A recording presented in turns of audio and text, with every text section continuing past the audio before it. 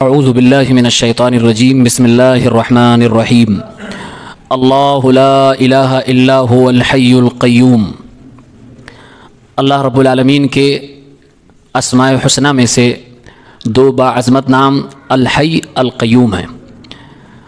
قرآن کریم میں الحی القیوم 3 جگہوں پر ایک ساتھ آئے ہیں۔ آیت الکرسی کا پہلا جملہ ہی ہے اللہ لا الہ الا هو الحی القیوم، اللہ جس کے علاوہ کوئی معبود برحق نہیں، حی اور قیوم ہے۔ اسی طرح سے قرآن کی دوسری آیت سورہ آل عمران میں اللہ نے فرمایا الف لام میم اللہ لا الہ الا هو الحی القیوم۔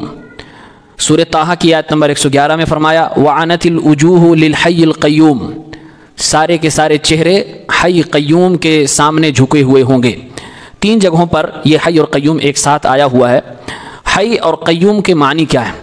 حی کے معنی ہوتے ہیں وہ ذات جس کی حیات ہو، حیات معنی زندگی۔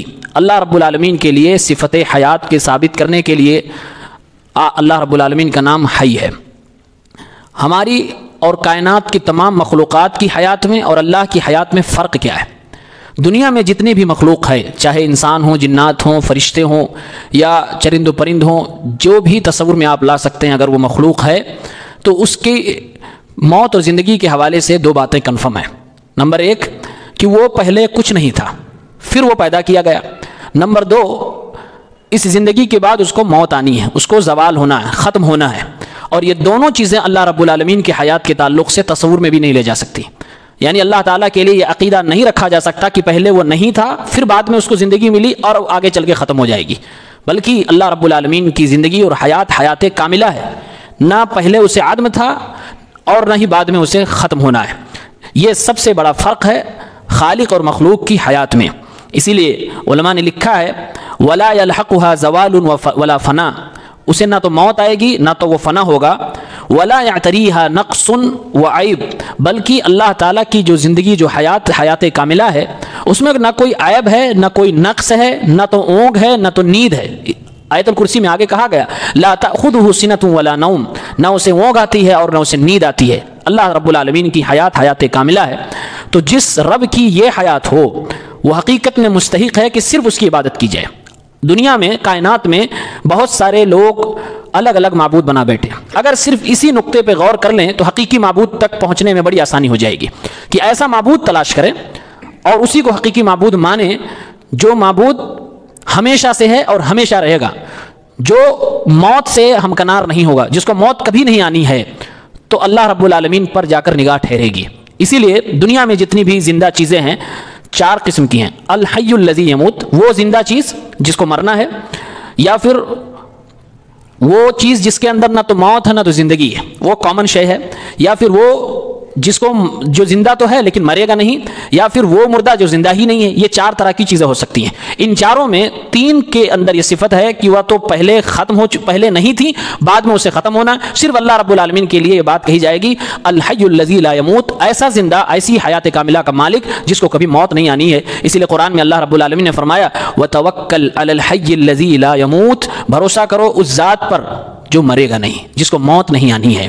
اللہ کے علاوہ کائنات میں جتنی بھی مخلوق ہے، افضل سے افضل مخلوق سید البشر امام الانبیاء محمد الرسول اللہ صلی اللہ علیہ وسلم کی بھی جو حیات ہے، جو زندگی تھی، وہ بھی پہلے نہیں تھی اور بعد میں ختم ہوئی ہے۔ یعنی آپ صلی اللہ علیہ وسلم کو دنیاوی زندگی عطا کی گئی اور آپ پیدا ہونے سے پہلے نہیں تھے، اور آپ کے زندگی کے خاتمے کے بعد آپ کو وفات بھی ہوئی۔ اس لیے قرآن کریم نے انک میت وانہم میتون کہا ہے۔ تو سوائے اللہ کے کوئی کائنات کے اندر ایسی ذات نہیں ہے جو زندہ بچے، سب کو موت آنی ہے۔ صرف اللہ رب العالمین کو حیات کاملہ حاصل ہے، اسے موت نہیں آئے گی۔ اسی لیے اللہ کے نبی صلی اللہ علیہ وسلم ایک دعا میں فرماتے ہیں اللہ رب العالمین کو پکارتے ہوئے انت الحی الذی لا یموت، تو ایسا زندہ ہے جس کو موت نہیں آنی ہے، والانس والجن یموتون، جبکہ انسان اور جنات سب کے سب موت سے ہمکنار ہوں گے، سب کی وفات ہونی ہے۔ دوسرا نام ہے القیوم۔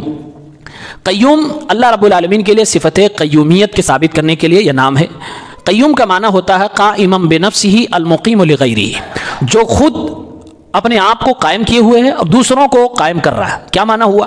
یعنی کہ جو خود بے نیاز ہے، غنی ہے، مالدار ہے، اسے کسی کی ضرورت ہے ہی نہیں، وہ اپنے آپ میں سب کچھ ہے، اور جو دوسروں کی ضرورت پوری کرنے والا ہے، دوسروں کے معاملات کی تدبیر کرنے والا ہے، ساری کائنات سارے مخلوق کو چلانے والا ہے، اس کو قیوم کہتے ہیں۔ اس نام کے اندر اللہ رب العالمین کی دو صفتیں بیان کی گئی۔ نمبر ایک کہ اللہ رب العالمین غنی ہے، رب العالمین قائم بنفس ہی ہے، مخلوقات کی کوئی ضرورت اس کو نہیں ہے، نہ ہماری عبادتوں کی اسے ضرورت ہے، نہ ہمارے نماز روزے زکوٰۃ و خیرات صدقات کی اسے ضرورت ہے، اسے کسی چیز کی بھی ضرورت نہیں ہے۔ تو اس نام کے اندر یہ معنی بھی پایا جاتا ہے۔ دوسرا معنی ہے کمال قدرتہ و تدبیرہ للمخلوقات، مخلوقات کے لیے اللہ رب العالمین تدبیر کر رہا ہے اور سب کے اوپر اس کا کنٹرول چل رہا ہے۔ تو جتنی بھی چیزیں اس کائنات میں موجود ہیں، انسانوں سے لے کے جانور، چرند پرند، پہاڑ، آسمان، سب کچھ اللہ رب العالمین کے محتاج ہیں۔ عرش بھی اللہ کا محتاج، کرسی بھی اللہ کے محتاج، آسمان و زمین، پہاڑ، درخت، لوگ، جنات، انسان، جانور، چرند پرندے سب اللہ رب العالمین کے محتاج ہیں۔ قرآن میں اللہ نے فرمایا ہے وَمِنْ آيَاتِهِ أَن تَقُومَ السَّمَاءُ وَالْأَرْضُ بِأَمْرِهِ، اللہ کی نشانیوں میں سے یہ نشانی بھی ہے کہ آسمان اور زمین اسی کے حکم سے قائم ہے، اپنی جگہ پہ رکے ہوئے ہیں۔ جس دن وہ حکم دے گا آسمان بھی ختم ہوگا، زمین بھی ختم ہوگی، سب کے سب ختم ہو جائیں گے۔ کل من علیہا فان ویبقى وجہ ربک ذو الجلال والاکرام، سب کو فنا ہونا ہے سوائے اللہ رب العالمین کے۔ تو اللہ رب العالمین کے جو نام ہے الحی القیوم، حی کا مطلب ہے جو زندہ ہے پہلے سے بھی اور ہمیشہ زندہ رہے گا، کبھی اس کو فنا نہیں ہونا ہے، وہی عبادت کے لائق ہے۔ اور قیوم کا معنی ہوا جو خود قائم بے نفسی ہی ہے، دوسروں کا خیال کرنے والا، دوسروں کو چلانے والا، دوسروں کے معاملات کی تدبیر کرنے والا۔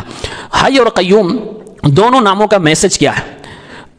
یہ دونوں نام وہ نام ہیں کہ اللہ کے جو اسماء حسنہ باقی کے ہیں، تمام ناموں کو اگر اکٹھا کیا جائے تو وہ تمام نام ان دونوں ناموں کے معنی میں شامل ہو سکتے ہیں، دونوں نام کے اندر شامل ہو سکتے ہیں۔ اسی لیے بعض علماء نے کہا کہ اللہ کے اسم اعظم کے تعلق سے الحی القیوم بھی ہے، یعنی الحی القیوم کو بعض علماء نے اس میں اعظم مانا ہے۔ اس میں اعظم مطلب وہ نسخہ، وہ نام جس کے ذریعے سے دعا کی جائے تو ضرور اللہ رب العالمین قبول کرتا ہے۔ ان دونوں ناموں کو دو حصوں میں علماء نے بانٹا، کہا اللہ تعالیٰ کی جو صفات ہیں وہ دو طرح کی، ایک صفات ذاتیہ اور ایک صفات فعلیہ۔ صفات ذاتیہ کا مطلب وہ چیزیں جو اللہ رب العالمین کے ساتھ ہمیشہ ہیں، جیسے اللہ تعالیٰ کے بارے میں قرآن نے کہا ہے سننے کی بات، اللہ کے بارے میں دیکھنے کی بات کہی گئی، اللہ کا ہاتھ ہے، اللہ رب العالمین کا علم، اللہ رب العالمین کا چہرہ، حدیث میں اللہ رب العالمین کے قدم۔ تو یہ ساری صفات جو ہیں صفات ذاتیہ ہیں، اور یہ صفات اس وقت آپ تسلیم کریں گے جب اللہ رب العالمین کی زندگی تسلیم کریں گے، حیات کاملہ تسلیم کریں گے۔ اب اگر کوئی آئے کہے کہ ہم اللہ کو حی نہیں مانتے، اللہ کی زندگی ہی نہیں مانتے، اور اس کے بعد کہے کہ میں اللہ کا سننا دیکھنا سب کچھ مان رہا ہوں، ہاتھ مان رہا ہوں، پیر مان رہا ہوں، اور اللہ رب العالمین کی آنکھیں مان رہا ہوں، تو ہم کہیں گے کہ بھائی آپ نے جب زندگی مانا ہی نہیں تو پھر ان چیزوں کو ماننے کا کوئی مطلب نہیں۔ لہٰذا اللہ کو حی پہلے ماننا ضروری ہے، اور تمام صفات ذاتیہ اس کے اندر آ جاتی ہیں، شامل ہو جاتی ہیں۔ دوسرا نام ہے القیوم، یہ القیوم کے اندر تمام صفات فعلیہ داخل ہے۔ جیسے اللہ تعالیٰ کے بارے میں ہم جانتے ہیں کہ اللہ رب العالمین پیدا کرنے والا ہے، ساری دنیا کو پیدا کر رہا ہے، سب کو روزی دے رہا ہے، سب کو موت دے رہا ہے، سب کی زندگی اللہ رب العالمین بخش رہا ہے، سب کو موت سے ہمکنار کر رہا ہے، جو بھی دنیا میں ہو رہا ہے سب کچھ اللہ رب العالمین کر رہا ہے۔ تو یہ تمام کے تمام صفات جو صفات فعلی ہیں جو اللہ کے کرنے کے تعلق سے ہیں، وہ سب کے سب قیوم کے معنی کے اندر داخل ہیں۔ اگر کوئی اللہ کو قیوم نہ مانے اور کہے کہ یہ سب میں مانتا ہوں تو اس کو بھی کہا جائے گا پہلے اللہ کو قیوم مانو، اس کے اندر یہ صفات فعلیہ سب کے سب داخل ہیں۔